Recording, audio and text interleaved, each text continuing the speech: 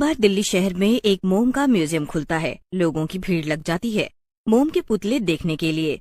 उसी शहर में रोहन अपने परिवार के साथ रहता था। एक दिन रोहन का बेटा राजू रोहन को बोलता है, पिताजी, पिताजी, अपने शहर में एक मोम के पुतलों का म्यूजियम खुला है। लोग उस म्यूजियम को देखने जा रहे हैं। मुझे भी देखना है। रोहन जो कि कंजूस स्वभाव का होता है राजू से कहता है, अरे राजू, ये पुतले भी कोई देखने की चीज है।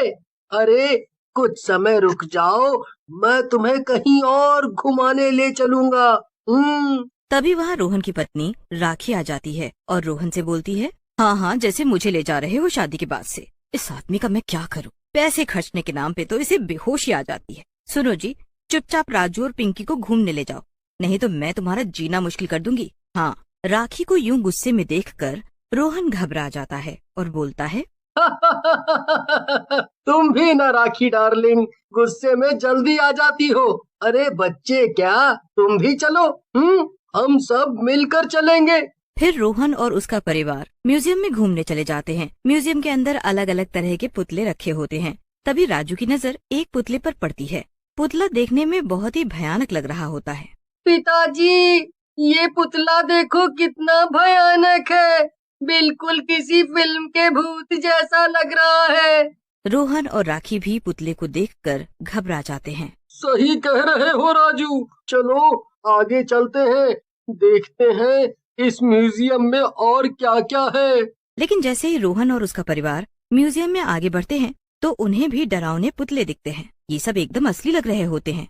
ये देखकर सबके सब डर जाते हैं। पिताजी, अब यहाँ से चलते हैं। ये सारे पुतले तो बहुत ही डरावने हैं, बिल्कुल असली लग रहे हैं। मुझे तो रात में भी इनके सपने आएंगे। पिंकी की बात मानकर वो सभी वहाँ से बाहर निकलने लगते हैं। तभी वहाँ म्यूजियम का मालिक राकेश आ जाता है और बोलता है, अरे क्या हुआ, आप सब लोग कहाँ जा रहे हैं? आगे तो म्यूजियम में बहुत कुछ है देखने के लिए।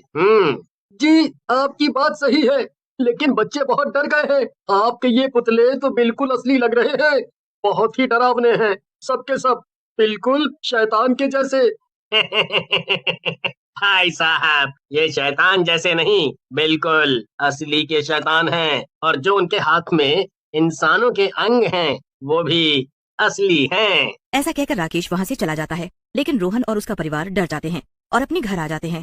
रात में राजू और पिंकी बात कर रहे होते हैं। अरे पिंकी, मुझे तो वो पुतले असली के लग रहे थे। मैं जैसे पुतले की तरफ बढ़ा था ना, उसने अपने हाथों से मुझे पकड़ा। हाँ राजू, पुतलों की आंखें हमें ही घूर रही थी। मुझे तो बहुत डर लग रहा था। सबके सब असली के शैतान लग रहे थे। तभी वहाँ रोहन और राखी आ जाते हैं और बोलते हैं, तुम दोनों भी ना फालतू की बात करते रहते हो। चुपचाप सो जाओ, नहीं तो रात में बिस्तर में सुसु करोगे। भूत प्रेत शैतान कुछ भी नहीं होता, समझे? राखी को गुस्से में देख राजू और पिंकी सो जाते हैं। रात में राजू को सपना आता है कि कोई उसका बेड उठा कर लाया है और म्यूजियम में रख दिया और शैतानों ने उसे घेर लिया है। राजू डर के मारे उठ जाता है, लेकिन जैसे ही वो उठता है अपने आप को म्यूजियम में पाता है। ये तो म्यूजियम है, मैं यहाँ कैसे आया? मुझे घर जाना है। तभी वहाँ राकेश आता है। उसके साथ कई डरावने शैतान और चुड़ैलें चल रही होती हैं। ये सब देखकर राजू डर जाता है। राजू बेटा, तुम्हें मेरी ये सेना लेकर आई है और अब तुम भी इस सेना में शामिल हो जाओगे। राकेश की बात सुनकर राजू रोते हुए बोलता है, ये कैसी बातें कर रहे हो अंकल? मुझे घर जाने दो, मैं यहाँ नहीं रहना चाहता। ऐसा कहकर राजू वहाँ से भागने लगता है, लेकिन शैतान और चुड़ैलें उसे पकड़ लेती हैं। लड़के, हमारे रहते तू यहाँ से कहीं नहीं भाग सकता। अब नखरे छोड़ और हमारी सेना में शामिल हो जा। तुझे रोज पीने के लिए खून मिलेगा और खाने के लिए मांस। मुझे कुछ नहीं चाहिए, तुम लोग छोड़ दो मुझे, नहीं तो मेरे पापा तुम लोगों की जान ले लेंगे। वो मेरे लिए सब कुछ कर सकते हैं। चल बेटा, तेरी ये इच्छा भी पूरी कर देता हूँ। देखता हूँ तेरा बाप तुझे बचाने के लिए क्या। ऐसा कहकर राकेश अपने जादू से राजू को मोम का पुतला बना देता है। उधर अगली सुबह राजू को घर पर ना पाकर रोहन और राखी दोनों घबरा जाते हैं और पिंकी से पूछते हैं, अरे पिंकी बेटा, राजू कहाँ है? तुमसे कुछ कहकर नहीं गया क्या? ऐसे तो वो कभी नहीं करता। पता नहीं पिताजी, मैं जब उठी तो भाई यहाँ नहीं था। पता नहीं कहाँ चला गया। रोहन और राखी पूरे दिन राजू को ढूंढते हैं, लेकिन राजू का कहीं भी पता नहीं चलता और रोहन रात में थककर घर पहुंचता है। रोहन कहीं मिला राजू, उसे ढूंढ कर लाओ, वो मेरे जिगर का टुकड़ा है, अगर वो नहीं मिला तो मैं मर जाऊंगी। राखी को यूं रोते देख रोहन पुलिस के पास जाने का निर्णय लेता है और पुलिस स्टेशन में जाता है और पुलिस वाले को सारी बात बताता है, जिसे सुनकर पुलिस वाला बोलता है, आपकी बात सुनकर तो लगता है ये बहुत ही गंभीर बात है, लेकिन आप चिंता ना करो, हम जल्दी ही आपके बेटे को ढूंढ लेंगे।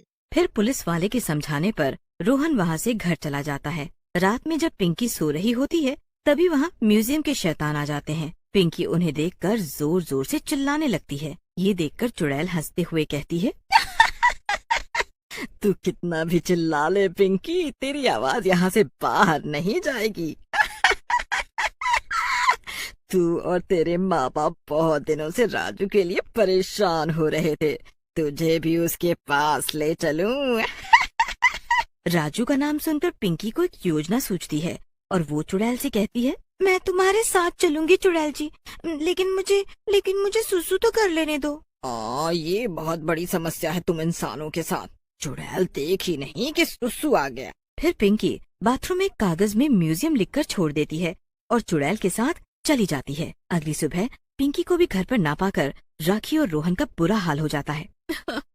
ये सब क्या हो रहा है जी? पहले मेरा बेटा चला गया और अब मेरी बेटी, पता नहीं किसकी बुरी नजर लग गई है। तभी रोहन की नजर कागज के टुकड़े पर पड़ती है जिसमें म्यूजियम लिखा होता है। वो कागज को हाथ में उठाता है और बोलता है, राखी, हो ना हो, ये सब उस म्यूजियम से ही जुड़ा है, हमें वहीं चलकर देखना होगा। पता नहीं क्यों मेरा दिल बोल रहा है हमारे बच्चे वहीं हैं। रोहन की बात सुनकर राखी बोलती है, लेकिन रोहन, वो तो बहुत ही रहस्यमयी जगह लग रही थी और मुझे वहाँ कुछ शैतानी ताकतों जैसा लग रहा था। मुझे लगता है हमें किसी तांत्रिक की मदद लेनी चाहिए। फिर राखी और रोहन एक साधु बाबा के पास जाते हैं। साधु बाबा तपस्या में लीन होते हैं। रोहन और राखी उनके पास जाकर बोलते हैं, बाबा मेरे बच्चे गायब हो गए हैं, आप कुछ करिए, आपके बारे में बड़ा सुना है मैंने। बच्चा, तेरे दोनों बच्चे उस नए खुले म्यूजियम में कैद हैं। वहाँ के मालिक ने उन्हें मोम का पुतला बनाकर कैद कर लिया है। बाबा की बात सुनकर राखी कहती है, बाबा मेरे बच्चों को बचा लो, चाहे तो मेरी जान ले लो, कुछ करो बाबा। फिर राखी और रोहन के कहने पर बाबा उन दोनों के साथ म्यूजियम के अंदर चले जाते हैं। म्यूजियम के अंदर रोहन को पिंकी और राजू का पुतला दिखता है। रोहन उनके पास जाता है और पुतले को तोड़ने लगता है। तभी साधु बाबा बोलते हैं, रुक जाओ रोहन, अगर तुमने पुतले को तोड़ा तो उस पुतले के साथ राजू भी मर जाएगा। ऐसा कहकर साधु बाबा अपने हाथों से भभूत निकालकर दोनों पुतलों के ऊपर डालते हैं। पुतले जलने लगते हैं और जैसे ही पुतले पूरी तरह जल जाते हैं, राजू और पिंकी उनमें से बाहर निकलकर बेहोश हो जाते हैं। लेकिन तभी राकेश अपनी शैतानी टोली के साथ वहाँ आ जाता है और बोलता है, इस बूढ़े ने तेरे दोनों बच्चों को मेरे जादू से अलग कर दिया, लेकिन अब देखता हूँ तुम सबकी और अपनी जान कैसे बचाता है ये। ऐसा कहकर राकेश शैतानों की तरफ इशारा करता है।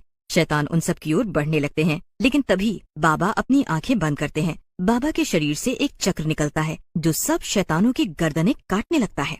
चक्र शैतानों को मारने के बाद राकेश की तरफ बढ़ता है। राकेश डरता हुआ कहता है, बाबा मुझे माफ कर दो, मैंने अपनी तांत्रिक शक्तियों का गलत इस्तेमाल किया।